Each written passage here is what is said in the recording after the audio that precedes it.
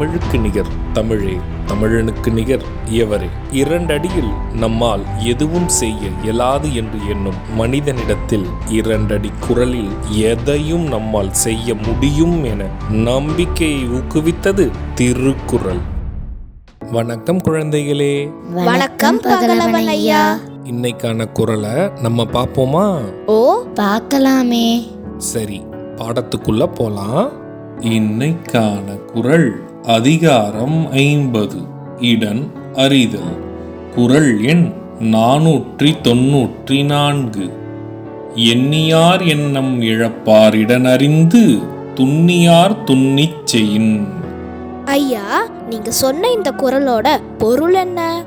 இதுக்கான பொருள், ஏற்ற இடமும் காலமும் அறிந்து காரியங்களை முனைப்போடு உறுதியோடு செய்வார்களாயின் அப்படிப்பட்டவர்களை வெற்றி கொள்ள நினைத்த பகைவர்கள் தங்கள் எண்ணத்தை கைவிடுவர், தோற்றும் போவர். இதுக்கு ஒரு உதாரணம் சொல்லுங்களேன்.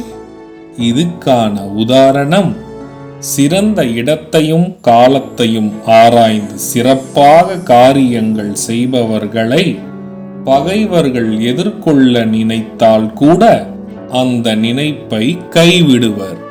நான் சொன்னது உங்களுக்கு புரிஞ்சுதா தீரன், இலக்கியா? நல்லா புரிஞ்சுது ஐயா. இனி இந்த குறள் எங்களுக்கு மறக்கவே மறக்காது. சரி பசங்களா, நாளைக்கும் இதே மாதிரி சுவாரஸ்யமான குறளை பார்ப்போம். நீங்க வீட்டுக்கு போன உடனே என்ன பண்ணணும்? இன்னைக்கு நாங்க படிச்ச குறளை அப்பா அம்மா கிட்ட சொல்லி காட்டுவோம்.